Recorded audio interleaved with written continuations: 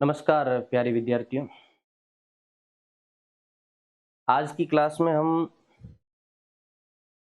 नए admission process को लेकर के चर्चा करेंगे। इन दिनों राजकीय महाविद्यालय में प्रवेश की प्रक्रिया शुरू हो चुकी है और आयुक्तालय जयपुर के द्वारा अपना नोटिफिकेशन जारी कर दिया गया है। जो विद्यार्थी कक्षा 12 उत्तीर्ण हैं, उन विद्यार्थियों के लिए ये छोटी सी क्लास में लेकर के आपके बीच में आया हूँ।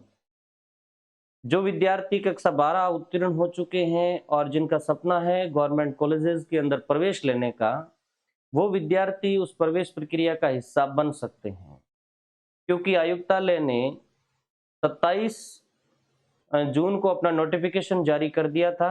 राजकीय महाविद्यालयों में प्रवेश की प्रक्रिया 28 जून से शुरू हो चुकी है और हम अगले 5 मिनट आपको पूरा प्रोसेस बताएंगे कि आप किस तरीके से एडमिशन के लिए फॉर्म अप्लाई कर सकते हैं, कौन सी कॉलेज में आप फॉर्म अप्लाई कर सकते हैं, किन किन मानदंडों का हमें ध्यान रखना है, कौन कौन से डॉक्यूमेंट है जो नेसेसरी चाहिए, इसको लेकर के हम डिस्कस करेंगे।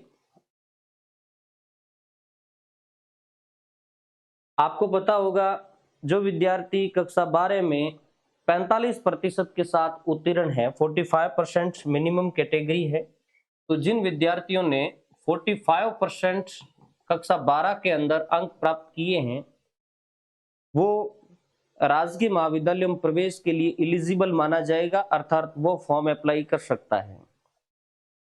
देखो ध्यान से सुनना, आगे हम इनकी जो सिलेक्शन प्रोसेस है वो भी बताएंगे, कौन विद्यार्थी सेलेक्ट हो सकता है और किस विद्यार्थी को कौन सी कॉलेज मिल सकती है, इस पर भी हम डिस्कस करेंगे।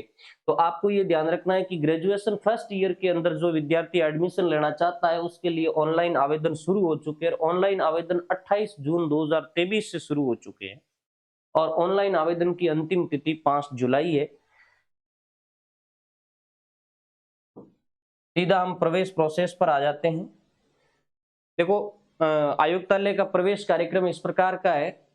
ऑनलाइन आवेदन प्रारंभ की तिथि 28 जून है।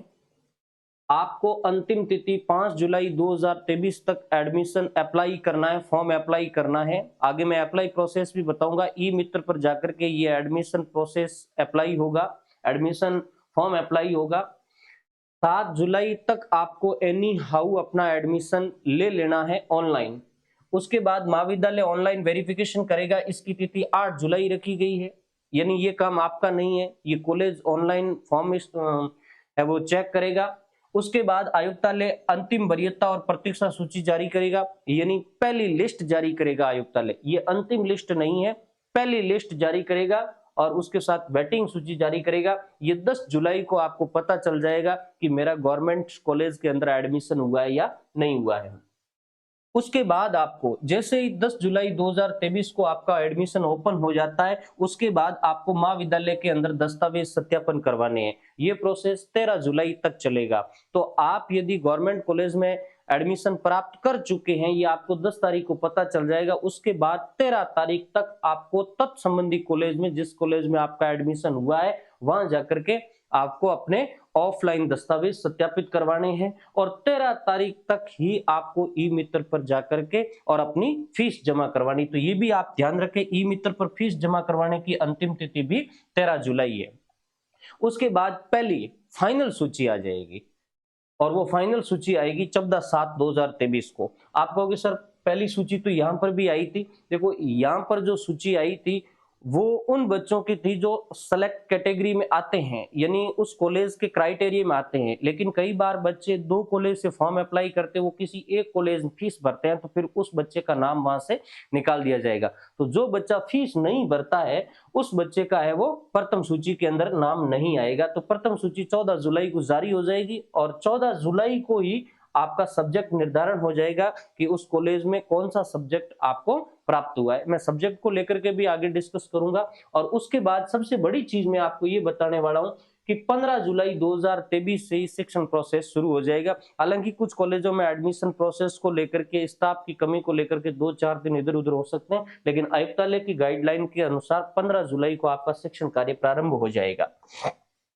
उसके बाद आवेदन प्रोसेस कैसे होता है, तो आपको ध्यान रखना है, आपको ई मित्र पर जाकर के आवेदन करना है। आवेदन एसएसओ आईडी से होगा। ई मित्र की स्वयं की आईडी से भी हो सकता है, ई मित्र की आईडी से भी हो सकता है और स्वयं की आईडी से भी हो सकता है। तो मैं विद्यार्थियों को यह सलाह देता हूं कि आप ई मित्र पर जाकर के स्वयं की आईडी बना ले और स्वयं की आईडी से है वो फॉर्म अप्लाई करें। तो आवेदन प्रोसेस ई मित्र पे होगा, या फिर जो भी जानकार कंप्यूटर का व्यक्ति है वो आवेदन प्रोसेस कर सकता है। उसके बाद आवश्यक दस्तावेज, ये आपको ध्यान रखना बहुत जरूरी है, किन किन दस्तावेजों को लेकर के और हमें ई मित्र पे जाना है और उसके बाद गवर्नमेंट कॉलेज के अंदर ऑफलाइन दस्तावेज सत्यापन करवाने। यदि आप पहली बार ऑनलाइन आवेदन करने जा रहे हैं ई मित्र पे या कहीं पर भी, तो आपको कक्षा 12 का जो ऑनलाइन रिजल्ट है वो जरूरी चाहिएगा, यानी रिजल्ट की कॉपी आपको चाहिएगी। और रिजल्ट कॉपी यदि आपके पास नहीं है तो आप रोल नंबर और किस ईयर के अंदर आपने की है वो आप कहोगे सर मैंने तो इसी ईयर की है, लेकिन कई स्टूडेंट ऐसे हैं जो 12वीं करने के बाद 1 साल का गैप ले लेते हैं। उसके लिए मैं कह रहा हूं कि या तो आपके पास मार्कशीट होगी, मार्कशीट नहीं है तो आप फिर रोल नंबर और वर्ष लेकर के जाइए, वहां से निकल जाएगा। जन आधार और आधार कार्ड आपका चाहिएगा। वैसे आधार कार्ड जन आधार के साथ लिंक है। राजस्थान के विद्यार्थियों के लिए जन आधार नेसेसरी है, इस बात का ध्यान रखें, आप अपना जन आधार कार्ड साथ लेकर के जाएं। मोबाइल नंबर, क्योंकि ओटीपी प्रोसेस होगा तो ये सहूलियत रहेगी। आप जिस मोबाइल से आप रजिस्टर्ड करवा रहे हैं वो मोबाइल आपके पास होना चाहिए। इसके अलावा सेकेंडरी की अंक तालिका, ये बहुत नेसेसरी है। मोबाइल घर से भी ओटीपी आ सकती है, लेकिन कक्षा 10th की मार्कशीट आपके पास होनी चाहिए। इसके अलावा आय घोषणा पत्र माता पिता या किसी संरक्षक का, ध्यान रखें आय का नवीनतम घोषणा पत्र होना चाहिए। ये केवल घोषणा पत्र है, कोई नोटरी वगैरह की आवश्यकता नहीं है। बैंक खाता, देखो बैंक खाता स्वयं का हो तो भी चलेगा और यदि माता पिता का है तो भी मान्य है। इसका छात्रवृत्ति से कोई संबंध नहीं है, ये भी विद्यार्थी ध्यान रखें। ये खाता केवल आपके जो पहली फीस है उस प्रोसेस को लेकर के होगा। इसके अलावा जाति प्रमाण पत्र, जो SC ST OBC MBC EWS ये जो कैटेगरी वाले स्टूडेंट है उनके लिए कास्ट सर्टिफिकेट का होना बहुत जरूरी है। प्रत्येक कास्ट सर्टिफिकेट के अलग अलग रूल है। SC और ST के लिए कोई टाइम बॉन्ड नहीं है, यानी SC और ST का जो कास्ट सर्टिफिकेट है उसके लिए ये जरूरी नहीं है कि वो 10 महीने चलेगा, 12 महीने, 6 महीने, ऐसा कुछ नहीं है। लेकिन ध्यान रखना OBC और MBC के स्टूडेंट जिनका कास्ट सर्टिफिकेट यदि 1 साल से पुराना है तो वो अपना स्व प्रमाणित शपथ पत्र साथ में लगाए, इस आशय का कि मैं नॉन क्रीमी लेयर श्रेणी में आता हूं, यानी नॉन क्रीमी लेयर श्रेणी में होने का शपथ पत्र जरूर लगाए। यदि आपके पास शपथ पत्र कब लगाना है, आपके पास जो आपका कास्ट सर्टिफिकेट है वो 1 साल या उससे पुराना है। समझ में आ गई होगी आपकी बात। और यदि आप ऐसा स्व प्रमाणित शपथ पत्र देते हैं तो आप 2 साल तक उसी प्रमाण पत्र के साथ एडमिशन प्रोसेस में बने रहेंगे। जो स्टूडेंट विकलांग है उनके लिए मैं ये कहता हूं कि आपको सक्षम अधिकारी द्वारा जारी किया हुआ प्रमाण पत्र ही अपलोड करना है। यहाँ सक्षम अधिकारी से तात्पर्य जिला स्तर का अधिकारी, CMHO या समकक्ष स्तर का ऑथराइज्ड अधिकारी या मेडिकल कॉलेज का प्रिंसिपल होगा, वो ही आपका जो सर्टिफिकेट है उसको जारी करेगा। तो वो सर्टिफिकेट ही मान्य होगा और सर्टिफिकेट में स्पष्ट 40% से अधिक विकलांगता दर्ज होनी चाहिए, मोर देन 40% होना जरूरी है। और इसके अलावा मूल निवास प्रमाण पत्र, ये आपके आवश्यक डॉक्यूमेंट हो गए। ये आवश्यक डॉक्यूमेंट लेकर के आप ई मित्र या जहां पर भी आप फॉर्म फिल करवाते हैं वहां जाइए, वहां से आपका एडमिशन प्रोसेस शुरू होगा। चयन प्रक्रिया मैं स्पष्ट कर देता हूं कि चयन में यानी किसका सिलेक्शन होगा या कौन कॉलेज के अंदर एडमिशन ले पाएगा, इसके लिए महाविद्यालय स्तर पर कोई कार्य नहीं होगा, संपूर्ण कार्य आयुक्तालय के द्वारा किया जाएगा, क्योंकि ये ऑनलाइन प्रोसेस है। फॉर्म ऑनलाइन अप्लाई होंगे और जो इसकी मेरिट बनेगी वो भी ऑनलाइन बनेगी और जो मेरिट बनेगी वो कक्षा 12 के अंकों के आधार पे बनेगी। तो कोई इट बट नहीं है कि तत्संबंधी कॉलेज के अंदर कोई एडमिशन कोटे से होता है, किसी कोटे से कोई एडमिशन नहीं होता है। इसके अलावा एक विद्यार्थियों का ये प्रश्न रहता है कि एक विद्यार्थी कितनी कॉलेज से भर सकता है। तो मैं विद्यार्थियों को ये कहना चाहता हूं कि आप पहली बार जब ऑनलाइन एप्लीकेशन अपलोड करते हैं अर्थात ऑनलाइन फॉर्म भरते हैं तो आप कितनी भी कॉलेज से भर सकते हैं, कोई बाध्यता नहीं है। लेकिन ध्यान रखना आपका एडमिशन उसी कॉलेज के अंदर होगा जहां आपने दस्तावेज वेरिफिकेशन करवाए हैं और अंतिम फीस भरी है।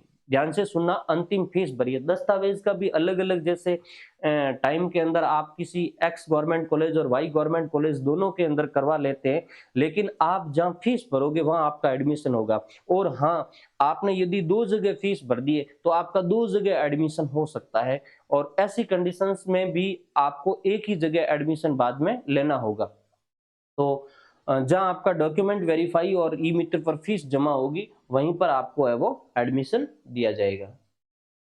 इसके अलावा विषय चयन, ये बहुत इंपॉर्टेंट चीज है। गवर्नमेंट कॉलेज के अंदर कुछ सब्जेक्ट के कुछ ग्रुप बने हुए हैं। आपको ये ध्यान रखना है कि प्रत्येक कॉलेज के अंदर कौन कौन सा ग्रुप है, तो मुझे कौन सा सब्जेक्ट मिलेगा।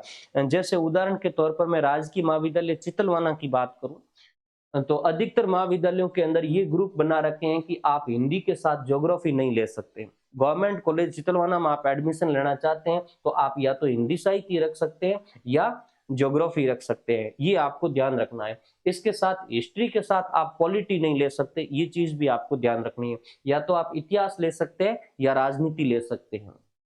इसके अलावा तीसरे सब्जेक्ट के रूप में इकोनॉमिक्स और सोशियोलॉजी होगी, या तो आप इको ले सकते हैं या आप सोशियोलॉजी ले सकते हैं। तीसरा सब्जेक्ट इसमें इंग्लिश लिटरेचर और है, या आप इंग्लिश लिटरेचर ले सकते हैं, लेकिन वो हिंदी के साथ एडजस्ट नहीं होगा। तो मेजर चीजें देखो, अमूमन स्टूडेंटों का क्या इश्यूज रहता है कि हिस्ट्री, पॉलिटिकल, ज्योग्राफी, अधिकतर जो स्कूल से बच्चे निकल करके आ रहे हैं उसमें हिस्ट्री, पॉलिटिकल, ज्योग्राफी है। तो आपको हिस्ट्री, पॉलिटिकल, ज्योग्राफी तीनों गवर्नमेंट कॉलेज चितलवाना के अंदर नहीं मिलेगी। तो ग्रुप का भी आप, प्रत्येक कॉलेज के अंदर ये ग्रुप बना हुआ है, ग्रुप का आप ध्यान रखना। गवर्नमेंट कॉलेज में अधिकतर हिस्ट्री के साथ पॉलिटी नहीं दी जाती है, और हिंदी के साथ ज्योग्राफी नहीं दी जाती है, इकोनॉमिक्स के साथ सोशियोलॉजी नहीं दी जाती है। इस बात का आपको ध्यान रखना है। और हाँ, मैं विद्यार्थियों को ये सलाह देना चाहता हूँ कि 3 अपनी मन मर्जी के सब्जेक्ट लेकर के बीए करना कोई बड़ी बात नहीं है। आप हिंदी के साथ हिस्ट्री और सोशियोलॉजी के साथ ग्रेजुएशन कर सकते हैं, बढ़िया कॉम्बिनेशन रहता है। अर्थात हिस्ट्री और पॉलिटी एक ही प्रकार का मैच है। यदि आप हिंदी साहित्य लेकर के आप आगे बढ़ रहे हैं तो आपका टारगेट तो सेकंड ग्रेड या फर्स्ट ग्रेड में जाना है, तो फिर इतिहास, राजनीति और भूगोल में से कोई भी सब्जेक्ट आपके पास हो, उससे कोई है वो इश्यू नहीं बनता है। तो ये आपका महाविद्यालय का जो कॉम्बिनेशन है वो आपको ध्यान रखना है। इसके अलावा एक सब्जेक्ट आपका परिवर्तन भी हो सकता। देखो, कुछ तो मिनिमम कंडीशंस है कि आप हिंदी के साथ भूगोल नहीं ले सकते, इतिहास के साथ राजनीति नहीं ले सकते। यदि आपने भूगोल के साथ राजनीति सेलेक्ट कर लिया है, भूगोल के साथ हिस्ट्री आपने सेलेक्ट कर लिया है, आप चाहते हैं कि मुझे हिस्ट्री बदलनी है, तो हिस्ट्री बदलनी है तो आप पॉलिटी ले सकते हैं, हिस्ट्री के स्थान पर पॉलिटी ले सकते हैं और हिस्ट्री को छोड़ सकते हैं। इसके लिए आपके पास एक प्रोसेस रहेगा। आप 200 रुपए की फीस के साथ प्राचार्य के नाम एप्लीकेशन दीजिए, और यदि आपको उस सब्जेक्ट के अंदर सीटें खाली है तो एडमिशन मिल जाएगा। तो ये थोड़ी क्या है वो फैसिलिटी भी दी गई है। तो विषय चयन का ये प्रोसेस हो गया। सभी विद्यार्थियों को मैं सलाह देना चाहता हूं कि आप उत्तम का अनुसरण कीजिए, आप एडमिशन प्रोसेस का हिस्सा बनिए। जो विद्यार्थी गवर्नमेंट कॉलेज में एडमिशन लेना चाहता है वो 5 जुलाई से पहले पहले अपना फॉर्म जरूर अप्लाई करें।